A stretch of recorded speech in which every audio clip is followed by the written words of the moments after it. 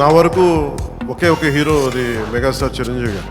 మధ్యలో కోవిడ్ వచ్చింది. వీటన్నిటి మధ్య పాలిటిక్స్కి వెళ్ళాం. పాలిటిక్స్ లో ఇప్పుడున్న పదవిని బాధ్యతలు తీసుకోవటం వల్ల వీటన్నిటి మధ్య ఎలా డేట్స్ ఇవ్వాలి అన్ని కూర్చోబెట్టి అందరం మా ఎవరి పట్టుకుడి కోసం పనిచేస్తాం. ఇది ఎవరిని ఉద్ధరించడానికి సినిమాలు చేయం, కానీ మా పని, మాకు ఇష్టమైన పని, మాకు ఉపాధినిచ్చే, మాకు తిండి పెట్టేది ఇది. నా గుండెల్లో స్థానం ఉన్న మీ అందరికీ ఇందాక సుమా గారు మాట్లాడుతూ ఉత్సాహంతో వచ్చే నా అభిమానులు ఆనందం కలగాలని కోరుకుంటాను.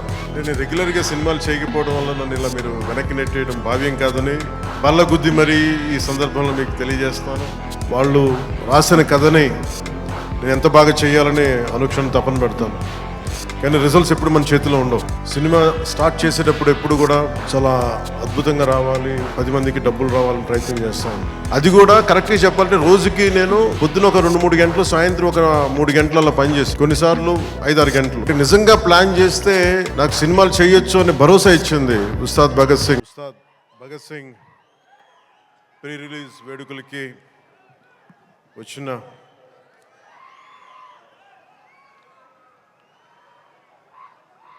నా గుండెల్లో స్థానం ఉన్న మీ అందరికీ, మా దీన్ని టీవీలో చూస్తున్న తెలుగు ప్రజలందరికీ, మీ అందరికీ నా హృదయపూర్వక నమస్కారం. మనస్ఫూర్తిగా ఈ వేడుకకి మీ ఆశీర్వాదాలు ఇవ్వడానికి, మీ బ్లెస్సింగ్స్ చెప్పడానికి ఇక్కడికి వచ్చినందుకు మీ అందరికీ నా ధన్యవాదాలు తెలియజేసుకుంటాను. ఇందాక సుమా గారు మాట్లాడుతూ గత కాలంలో కొన్ని ఏమన్నారండి మీరు ఇందాక సుమా గారు? అప్పట్లో లేదండి, అంటే మెల్లిగా నన్ను బీసీ ఎరాలకు పెట్టేశారండి. ఈ మధ్యనే ఓజీ వచ్చిందని కూడా మీరు మర్చిపోయారు. సరే, అంటే నేను రెగ్యులర్గా సినిమాలు చేయకపోవడం వల్ల నన్ను ఇలా మీరు వెనక్కి నెట్టేయడం భావ్యం కాదని బల్ల గుద్ది మరీ ఈ సందర్భంలో మీకు తెలియజేస్తాను. బాధ కలిగిస్తున్నాయి నాకు ఈ మాటలు.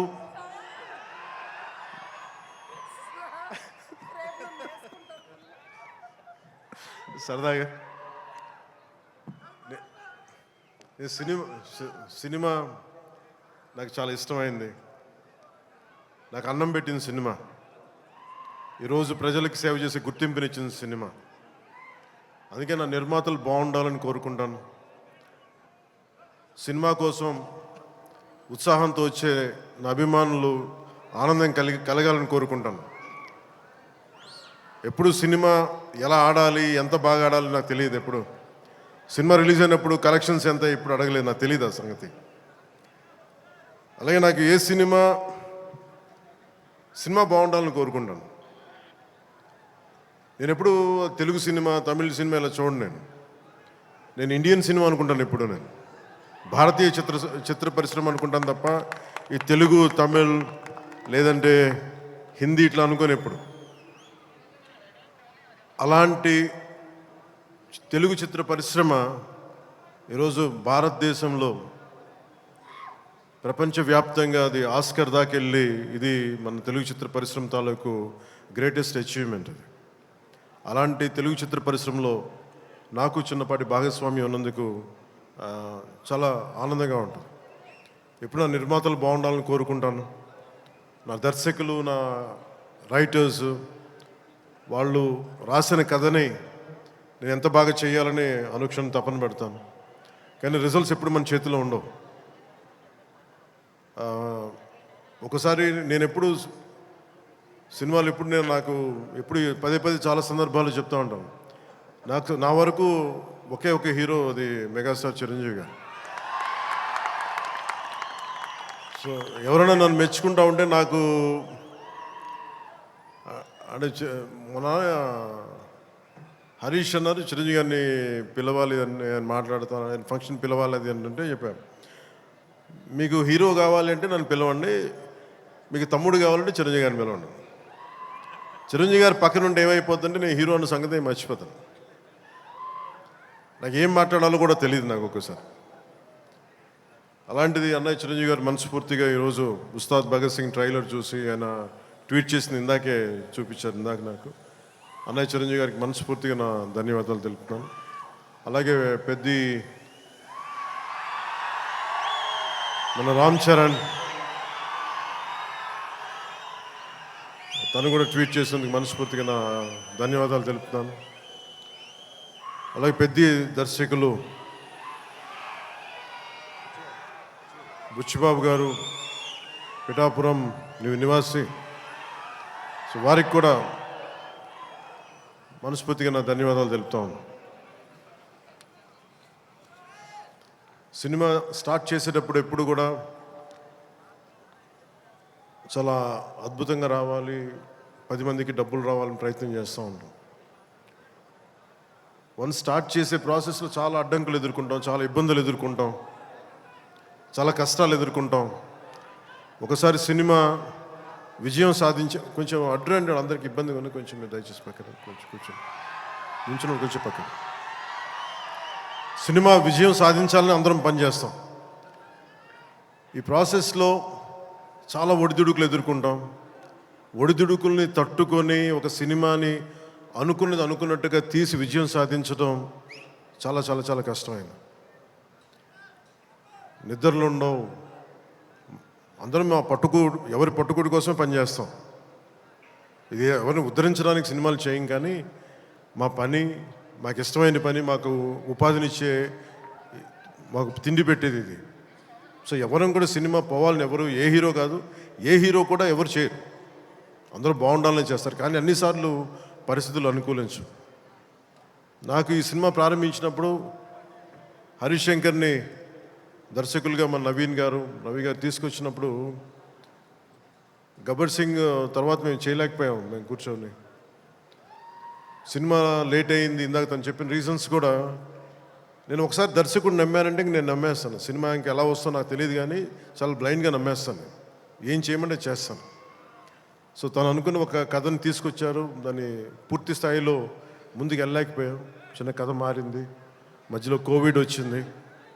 వీటన్నిటి మధ్య పాలిటిక్స్కి వెళ్ళాం. పాలిటిక్స్లో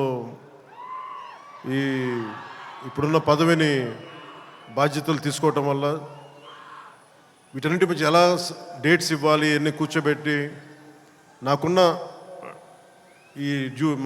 ఈ విధులకి ఇబ్బంది కలగకుండా ఎలా చేయాలనేది రాత్రి పగలు కూర్చొని చాలా తక్కువ టైంలో చేశాను.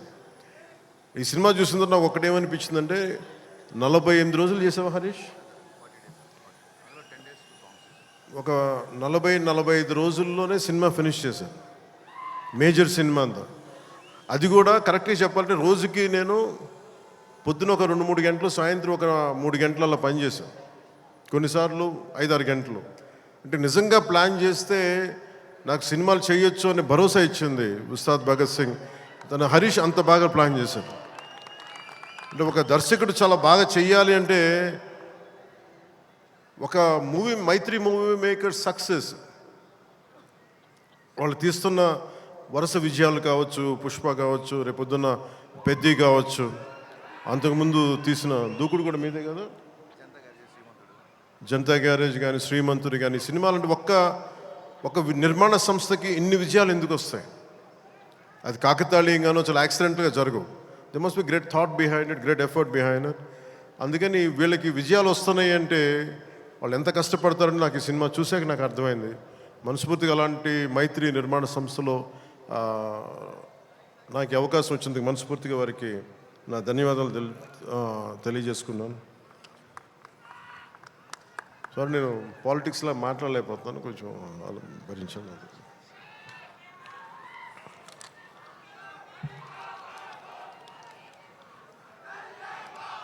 ఈ సినిమా లిరిక్స్ అందించిన చంద్రబోస్ గారికి, భాస్కర్ భట్ల గారికి, కాసర్ల శ్యామ్ గారికి మనస్ఫూర్తిగా నా ధన్యవాదాలు తెలియజేసుకున్నాను.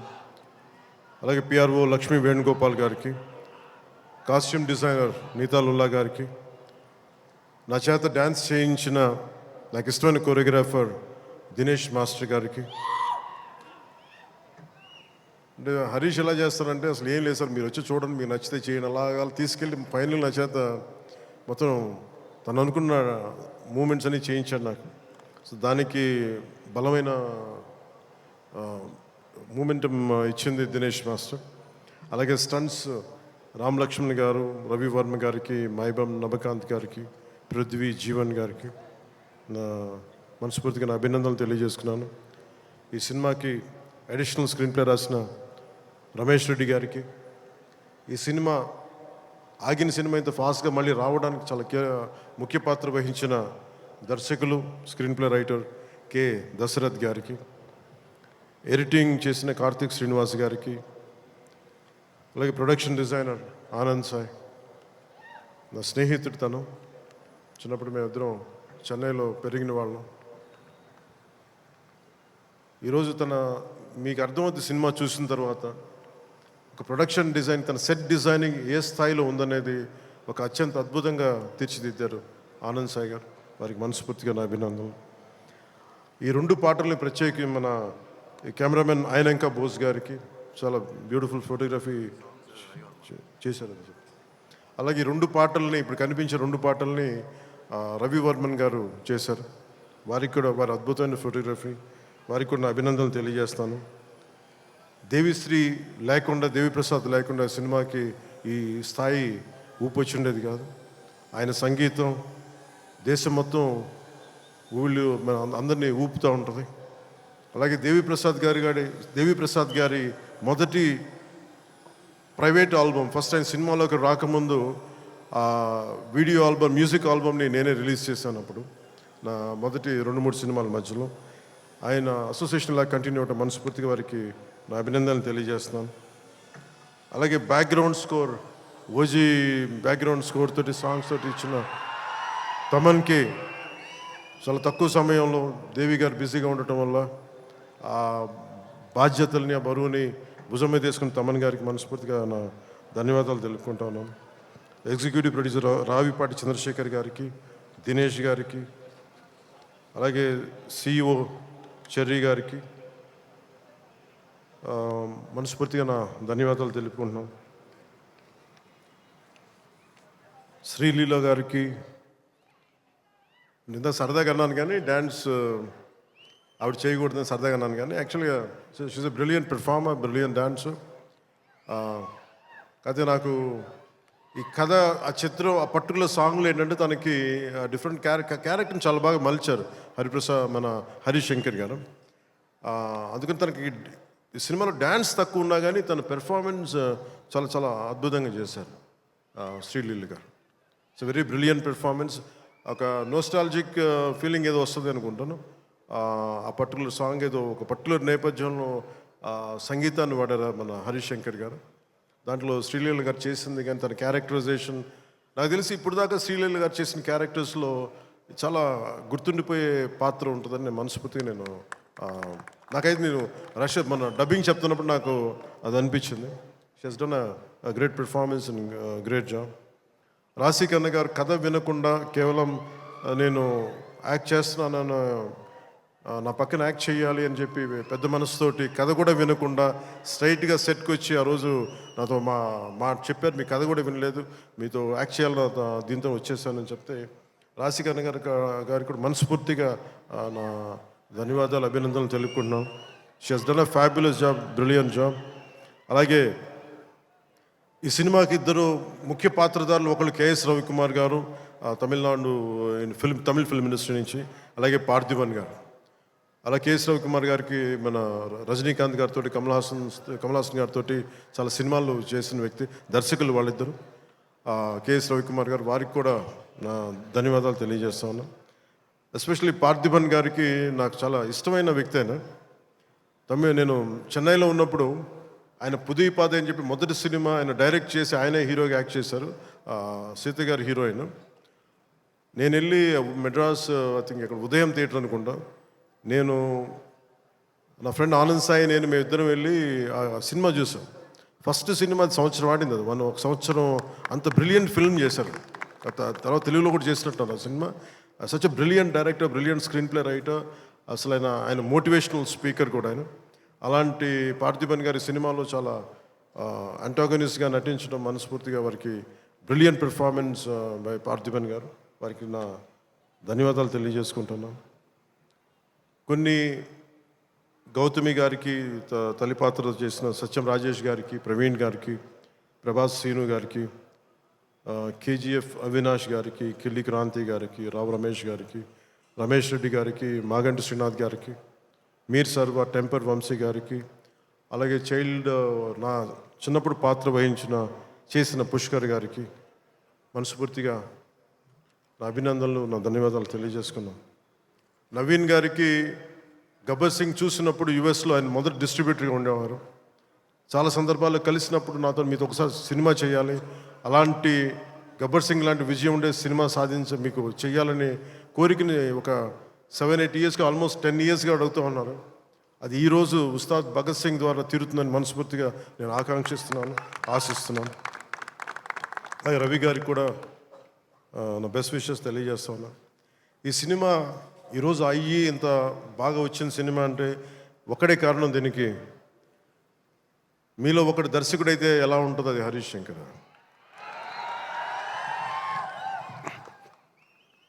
అంటే హరీష్ గురించి చెప్పాలి అంటే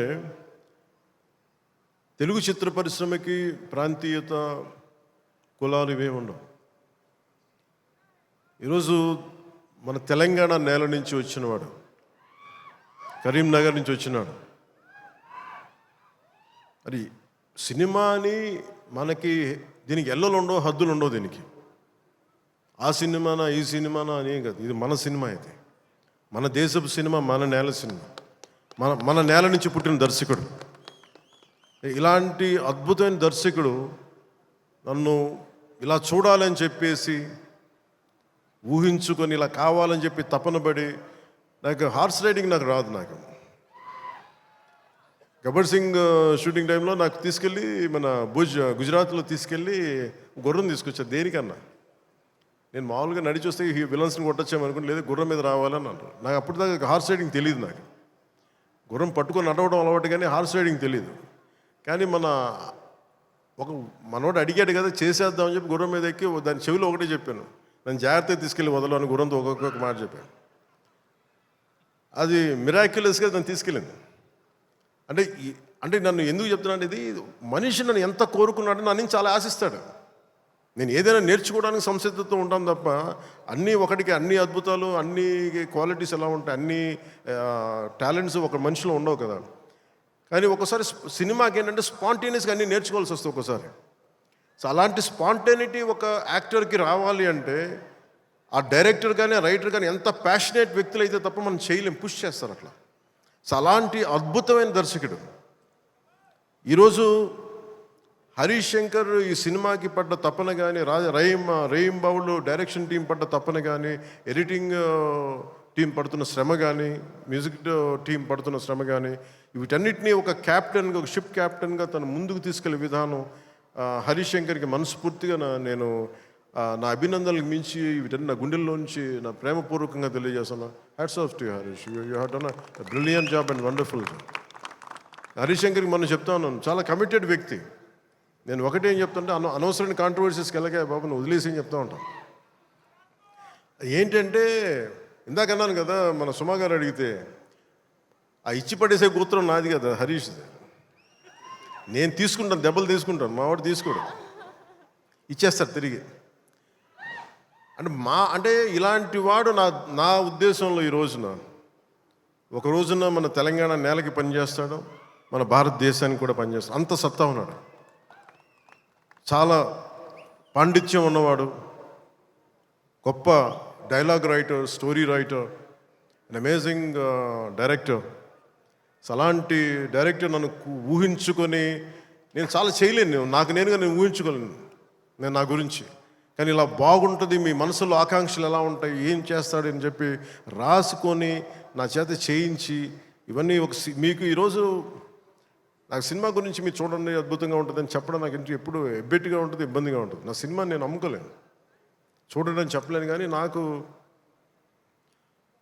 సినిమా డబ్బింగ్ అప్పుడు చూస్తాను, లేదంటే నేను టెక్నికల్ ఆస్పెక్ట్స్ చూసేటప్పుడు ఉండేది. కానీ ఈ సినిమాను చూస్తున్నప్పుడు ఖచ్చితంగా గబ్బర్ సింగ్ తర్వాత అలాంటి విజయం సాధించాలనేది మీ అందరి ఆశయాలతో ఖచ్చితంగా ఇది గబ్బర్ సింగ్ అంత విజయం సాధిస్తుందని చెప్పి నేను మనస్ఫూర్తిగా నేను కోరుకుంటున్నాను, అభిలాషిస్తున్నాను.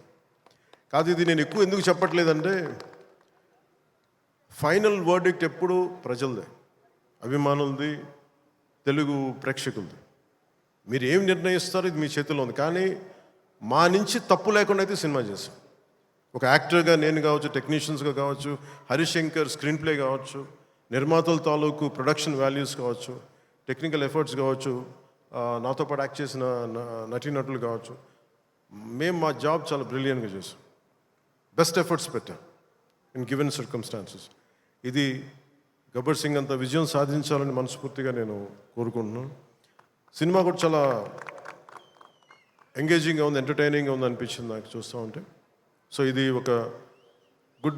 ఒక మాస్ ఎంటర్టైనర్ గాను, లేదంటే మీరు ఎలా చూస్తారు, నేను కూడా 19th ఉగాది రోజున మీరు ఎలాంటి తీర్పునిస్తారు, మీకు ఎలా నచ్చుతుంది నేను కూడా ఎదురు చూస్తూ ఉన్నాను. ఎక్కడో మారుమూల నేను పాలిటిక్స్లో ఉన్నాగా నేను ఎప్పుడు సినిమా నా నుంచి తీయలేరు, నా గుండెలో ఉండిపోయింది, నరాలు జీర్ణించుకుపోయింది, సినిమాని తీయలేరు. ఇందాక హరీష్ చెప్తున్నట్టుగా ఒక పాటలు కానీ సాహిత్యం కానీ వింటూ ఉంటాం. అలాగే ఒక మంచి సినిమా, ఒక మంచి కథ, మనం చాలా లోలో ఉన్నప్పుడు ఒక సినిమా చూడగానే, ఒక సన్నివేశం చూడగానే మళ్ళీ జీవితం మీద మళ్ళీ మనకు ఆశ వచ్చి ముందుకెళ్తాం. చాలాసార్లు ఎన్ని ఇబ్బందులున్నా, ఓటములు తట్టుకుని ఒకసారి సినిమా అనేది మనకి అబ్రాడ్లాగా పార్కులు ఉండవు, మనకి చిన్న చిన్న ఇళ్ల మధ్యలో ఉంటాం, రోడ్ల మీద నడవడానికి సరైన పేవ్మెంట్స్ ఉండవు, అన్ని ఇబ్బందుల మధ్యలో కూడా భారతదేశంలో ఎస్పెషల్లీ దక్షిణ భారతంలో సినిమా చాలా కీలకమైనది. సినిమా అనేది లేకపోతే ఎంత క్రైమ్ పెరిగిపోతే మనం ఊహించలేం. ఒకసారి బెంగళూరులో రాజ్ కుమార్ గారిని వీరప్పన్ ఆయన కిడ్నాప్ చేసినప్పుడు, this is observation by Karnataka police, సడన్గా స్పైక్ అయిందండి క్రైమ్. సినిమాలన్నీ 100 రోజులు పైన బంద్ చేసేటప్పటికి. మీరు సినిమాల్లో నిజంగా కొన్ని ఇబ్బందులు ఉంటాయి, ఒకసారి మరి ఎక్కువ మంది గుమిగూడవచ్చు, ఇవన్నీ ఉంటాయి. కానీ సినిమాని తెలుగు ప్రేక్షకుల నుంచి కానీ భారతదేశం నుంచి కానీ తీయలేం. Entertainment is the soul of this nation. అది మన సంస్కృతి తాలూకు మూలాలు ఇవన్నీ. అందుకని ఈ సినిమాని తీసేయలేం మన జీవితాల్లో నుంచి. అలాగే నాకు ఎప్పుడు ఏ హీరో విజయం మీద నాకు ఎప్పుడు ఇన్సెక్యూరిటీ ఉండదు. అందరూ బాగుండాలని కోరుకుంటాను. సర్వే జనం సుఖినో బాగుందంటే నేను ఒక్కడనే బాగుండాలి, మిగతా వాళ్ళు పోవాలి మనం కాదు, అందరూ బాగుండాలని కోరుకుంటాను. అలాగే నేను చాలా పర్యాలు చెప్తూ ఉంటాను. ఇప్పుడు ఉదాహరణకి నేను టుడే ఈ మన ఏపీ గవర్నమెంట్కి సంబంధించి టికెట్స్ ఇవన్నీ అడుగుతూ ఉంటే నేను అది ఒకటి అనుకుంటాను. First of all ticket hikes ఇవన్నీ ఏంటి, ఇట్ ఈస్ అబౌట్ ఎవరిని ఎక్స్ప్లాయిట్ చేయటం కాదు కదా. Cinema is not a compulsory మన గన్ పాయింట్లు పెట్టి మీరు చూడాలని అనుకో, మన చాయిస్ ఉంది. ఈరోజు నెట్ఫ్లిక్స్ ఉంది, ఈరోజు మనకి అమెజాన్ కావచ్చు, దర్ మల్టిపుల్ ఓటీటీ ప్లాట్ఫామ్స్ ఉన్నాయి. ఫస్ట్ డే వెళ్ళి చూడాలనుకోవటంలో కూర్చోబెట్టి ఇంత ఖర్చు పెట్టుంటారు. దీనికి ఒకసారి నన్ను అడుగుతూ ఉంటాను. నా సినిమాలకి నేను ఇంకా తక్కువ రేట్లు ఇచ్చుకున్నాను, కానీ మిగతా హీరోల సినిమాలకి నేను ఎక్కువ రేట్లు ఇచ్చిన తెలియజేసాను. నా దగ్గరికి వస్తారు, అస్సలు నాకు సంబంధం లేదు, నేను ఏదైనా ఉంటే నేను ఒకటే అడుగుతాను. ఆంధ్రప్రదేశ్కి ఏదైనా సినిమాలు వచ్చి మిగతా హీరోలు నిర్మాతలు వచ్చినప్పుడు నేను ఒకటే అడుగుతాను, మీరెవ్వరూని దేహి అనకండి దయచేసి. మీరు దేహి అంటూ నాకు మీరు ఎంత కష్టపడి తీస్తారో నాకు తెలుసు. పైగా మీరు పెంచిన ప్రతి రూపాయిలో యు పే 18% జిఎస్టీకి వెళ్తుంది. వదిలేస్తే ఎవరో బ్లాక్లో టికెట్లు అమ్ముకొని మళ్ళీ అది క్యాష్గా వెళ్ళిపోద్ది.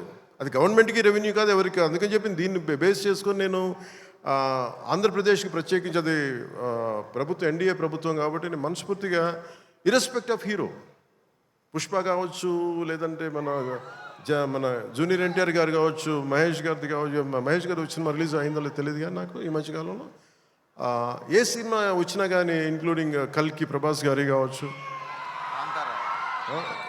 ఇంక్లూడింగ్ మన కాంతారా కూడా,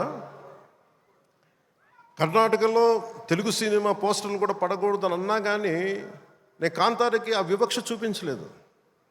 అదే మనది భారతదేశపు సినిమా, అది ఎక్కడైనా ఆడాలి. ఇది ఇది ఇది మన ఒక్కరిది కాదు, ఇది మన అందరం బాగుండాలని కోరుకుంటాం. సో అలాంటిది ఈ సినిమా, ఈ కలెక్షన్స్ ఇవన్నీ ఏంటంటే నాకు ఆ పిచ్చి లేదు. నా సినిమా పిచ్చి కలెక్షన్ ఏముంటుంది అని అన్నిటిని దాటి అలా ఏం ఉండదు. ఏంటంటే సినిమా బాగుంటే ప్రేక్షకులే 10 సార్లు చూస్తారు, 100 సార్లు చూస్తారు. మన చేతిలో ఉన్నది పని చేయడం.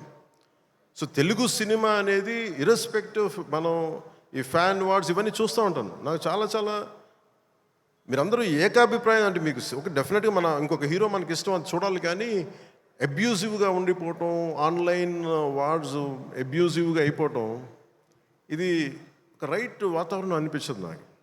నేను పర్సనల్గా చెప్తాను కదా, మీ బీయింగ్ ఏ హీరో నేను చెప్తాను కదా, అందరి హీరోల అభిమానులు నేను చాలా గౌరవిస్తాను. ఎందుకంటే నాకు ఏ హీరోతో నాకు ఈ విభేదాలు లేవు. నాకు ఏ హీరో సాధించిన విజయం మీద నాకు చిన్నపట్ల ఇది కూడా ఉండదు. నాకు అందరూ బాగుండాలి, మనస్ఫూర్తిగా మీరు విజయం సాధించాలి. ఎందుకంటే నేను ఒక్కడిని అన్ని సినిమాలు చాలా ఈరోజు కాదు, అనేక సందర్భాల్లో చెప్పాను. నేను చేస్తే మహా చేసే సంవత్సరానికి ఒక సినిమాను 2 సినిమాలు చేస్తాను, నిజంగా హీరోగా ఫుల్ ఫ్లెడ్జ్డ్ ఉన్నా. కానీ ఇప్పుడు ఆ పరిస్థితి కూడా లేదు. అలాంటిది ఇన్ని థియేటర్లు ఇంత ఇన్వెస్ట్మెంట్ రావాలి అంటే 100 సినిమాలు వస్తే తప్ప నిజంగా అక్కడ థియేటర్లు పోషింపలేదు, దాని తద్వారా ఉపాధి ఉంటుంది అందరికీ. అందుకని సినిమాలు బాగుండాలి, అందరూ చూడాలని కోరుకుంటాను తప్ప దాంట్లో మన సినిమా కూడా ఆడాలని నేను కోరుకుంటాను. ఒక హీరోగా నా ఒక ధర్మం, నా ప్రొడ్యూసర్స్ బాగుండాలని కోరుకుంటాను. నా సినిమాకి నేను చాలా లో టైంలో ఉన్నప్పుడు భీమ్లా నాయక్ అనే సినిమాకి మీరు నిలబడిన విధానం నేను మర్చిపోలేను నా అభిమానులకి. ఒకసారి అనుకుంటా, నేను మీరు కనుక లేకపోతే పవన్ కళ్యాణ్ అనేవాడు లేడు. ఒకసారి నాకు సభకు వచ్చే వరకు నేను ఏం మాట్లాడాలో నాకే పెద్ద అవగాహన ఏమి ఉండదు. కానీ మిమ్మల్ని చూశాక ఒకటే చెప్పాలనిపిస్తుంది, మీ నుంచి నాకు 2 గుండెల దూరం అంతే. నా గుండె నుంచి మీకు ఎంత దూరం అంతే, అంతకుమించి మనందరి మధ్య 2 గుండెల దూరం అంతే. I love you.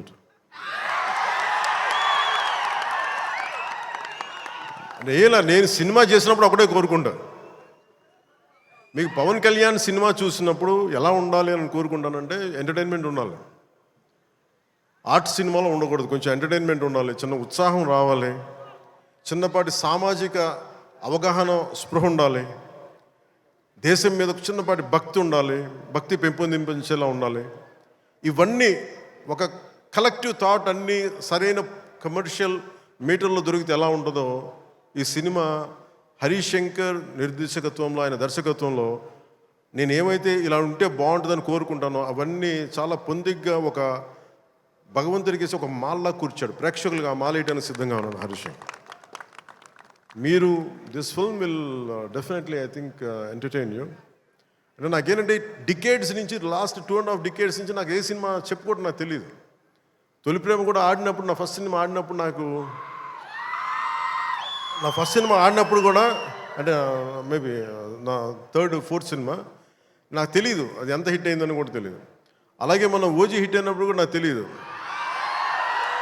అంటే నాకేమనుకుంటానంటే మన పని అయిపోయింది కదా, మీరు చొక్కాలు చించుకుంటారా, థియేటర్లో ఏం చేస్తారో నాకు తెలియదు నాకు. అలాగే ఈ సినిమా మీకు అత్యంత అద్భుతమైన వినోదం ఇవ్వాలి, మీకు జోష్నివ్వాలని మనస్ఫూర్తిగా కోరుకుంటూ మీ అందరికీ మరోమారు ఒకటి నా కుదిరినంత వరకు అంటే నేను చాలాసార్లు అనుకున్నాను, ఒకసారి సినిమాలు పాలిటిక్స్లోకి వెళ్ళి సినిమాలు వదిలేస్తే బెటర్ అనిపిస్తుంది ఒకసారి. కానీ ఏమనిపిస్తుంది అంటే దానికి రీజన్ ఏంటంటే కనీసం నన్ను చాలామంది మాట్లాడుతూ ఉంటారు, కొంతమంది నేనంటే పడని రాజకీయాలు ఉండే వ్యక్తులు కొంతమంది. నాకేమనిపిస్తుందంటే అలాగే నాకేమనిపిస్తుందంటే రాజకీయాలు ఉండే వాళ్ళందరికీ కాంట్రాక్టులు చేసుకుంటారు, వాళ్ళందరికీ వ్యాపారాలు ఉన్నాయి. నాకు సినిమా ఉంది, కాకపోతే నేను కూర్చోబెట్టి మొత్తం పనులు అన్నీ వదిలేసి బాధ్యతలు వదిలేసి నేను సినిమాలు చేయట్లా. కనీసం ప్రతి మనిషికి 8 hours డ్యూటీ చేయాలి, అది కనీసం బేసిక్ రూల్ అది 8 hours. అలాంటిది నేను 16 గంటలు పనిచేస్తాను, 14 గంటలు పనిచేస్తాను. ఒక 3-4 గంటలు ఇలాంటి సమయంలో కుదిరితే అన్నీ కరెక్ట్గా పెట్టుకొని నా సమయాన్ని నిజంగా దృష్టిని దాని తాలూకు విలువను గుర్తించి సరిగ్గా ప్లాన్ చేసుకుంటే మన ఉస్తాద్ భగత్ సింగ్ లాగా ఎలా ప్లాన్ చేయగలం హరీష్ చూపించారు. అది సో నాకు దాన్ని బట్టి సినిమాల్లో మనం చెయ్యొచ్చు అని ఒక చిన్నపాటి ఆశ అయితే కలిగింది నాకు. అంటే ఆశ కంటే కూడా చెప్పాలంటే ఒక ధైర్యం వచ్చింది నాకు. సో నెక్స్ట్ టైం ఎవరన్నా సినిమా చేయాలి నా దగ్గరికి వచ్చినప్పుడు హరీష్ శంకర్ గారికి మైత్రి మూవీస్కి నేను పంపిస్తాను. వాళ్ళు ఎలా ప్లాన్ చేశారు, ఎలా అత్యంత తక్కువ టైంలో, అంటే నేను వాళ్ళకి అర్థమయ్యేది కాదు. ఎప్పుడు నేను ఆంధ్రాలో ఉన్నాను, ఎప్పుడు ఇక్కడ ఉన్నాను అర్థమయ్యేది కాదు ఎవరికి. ఎందుకంటే నేను కరెక్ట్గా అక్కడికి వెళ్ళి 8 గంటలు పనిచేసేవాడిని, 9 గంటలు ఉండేవాడిని, ఒకసారి 12 గంటలు ఉండేవాడిని. వచ్చి నైట్ అంతా కూర్చొని 2 దాకా చేసేవాడిని ఇక్కడ. ఇవన్నీ చేయగలిగానంటే ఇది బేసికలీ నా కాలం తాలూకు విలువను అర్థం చేసుకొని దాన్ని ముందుకు తీసుకెళ్ళినందుకు మనస్ఫూర్తిగా నిర్మాతలు రవి గారికి, నవీన్ గారికి, ప్రతి ఒక్కరికి నా ధన్యవాదాలు తెలుపుకుంటాను. ఇది మీరు ఇచ్చిన ఈ జోష్ కానీ ఈ అవకాశం కానీ నేను మర్చిపోలేను. మీరు అలాగే విదేశాల్లో ఉన్న తెలుగు ప్రేక్షకులందరికీ, నా అభిమానులందరికీ మనస్ఫూర్తిగా ధన్యవాదాలు తెలుపుకుంటూ ఈ సినిమా అద్భుతమైన విజయం సాధించాలి, మీ అందరికీ ఆనందం పంచాలి మనస్ఫూర్తిగా కోరుకుంటూ నా తోటి నటీనటులందరికీ, టెక్నీషియన్స్ అందరికీ, హరీష్ శంకర్ గారికి, నిర్మాతల ద్వయానికి, ప్రతి ఒక్కరికి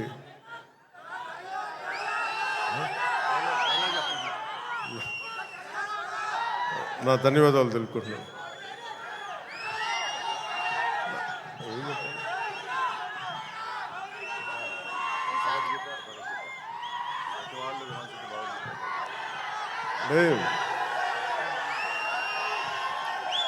అంటే నా భయం ఏంటంటే సినిమాలో చెప్పేస్తాను కానీ అది భగవద్గీత, ఇది భగవద్గీత అని. నా భయం ఏంటని చెప్తాను.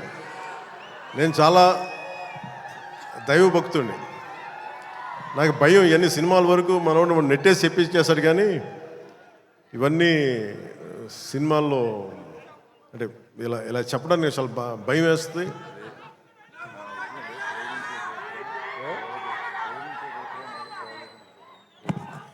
అంటే ఇచ్చి పడేసి ఇవన్నీ కాకుండా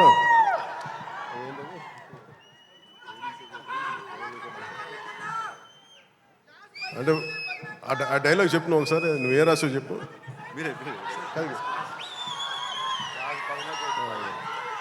అంటే ఏంటన్నా ఇచ్చి పడేసే గోత్రం ఏంటన్నా, అంటే ఈయన రాసింది ఏంటంటే ఇచ్చి పడేసే గోత్రం ఇరగదీసే నక్షత్రం. అంటే నేను అలా చెప్పలేను. నా నిజ జీవితంలో నేనేం చెప్పగలను, మిమ్మల్ని ప్రేమించే గోత్రం ఉండదు.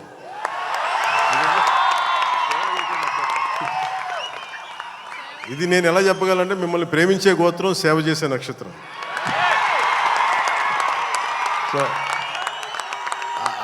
సో నేను డైలాగ్ చెప్పండి ఇదే చెప్పగలను తప్ప. సో మీ అందరికీ ధన్యవాదాలు తెలుపుకుంటూ ఈ పోలీస్ గ్రౌండ్స్ ఇచ్చిన తెలంగాణ రాష్ట్ర ప్రభుత్వానికి, గౌరవ ముఖ్యమంత్రి శ్రీ రేవంత్ రెడ్డి గారికి,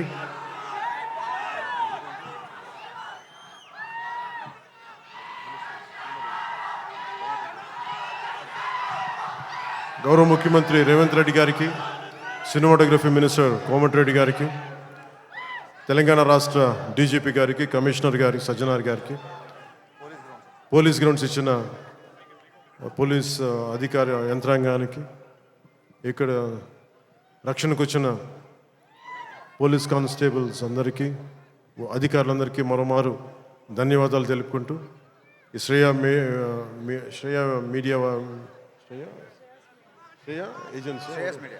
శ్రేయస్ మీడియా వారికి మనస్ఫూర్తిగా నా ధన్యవాదాలు తెలియజేసుకుని సెలవు తీసుకున్నాను. జై హింద్. పవన్ కళ్యాణ్ గారు హరీష్ శంకర్ గారు ఒక చిన్న లీక్ ఏదో ఉందన్నారు సినిమాకి సంబంధించి. ఆ లీక్ ఏదో పవన్ కళ్యాణ్ గారి సమక్షంలో మీరు చెప్తే. ఉగాది శుభాకాంక్షలు. అందరికి ఉగాది శుభాకాంక్షలు చెప్పండి. ఉగాది రోజు రిలీజ్ అవుతుంది.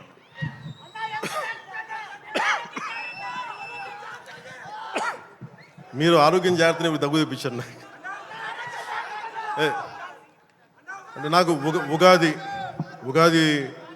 ఉగాది సందర్భం రోజున ఈ సినిమా రిలీజ్ అవుతా ఉంది.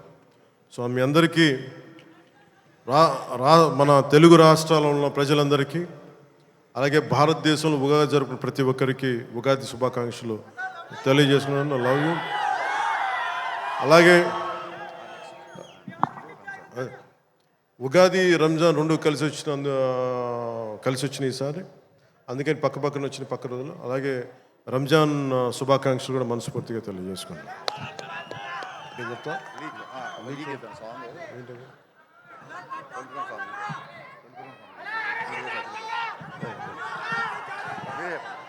నేను చెప్తాను.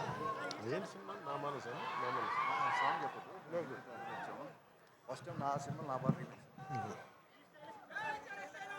అంటే ఏదో లీక్ ఇవన్నీ అటువంటి సినిమాలో ఏం పెట్టారని ఇందాక శ్రీలీల గారు డాన్స్ లేదు అంటే నాకు డాన్స్కి మించిన సాంగ్ ఒకటి చేశారు ఆవిడ.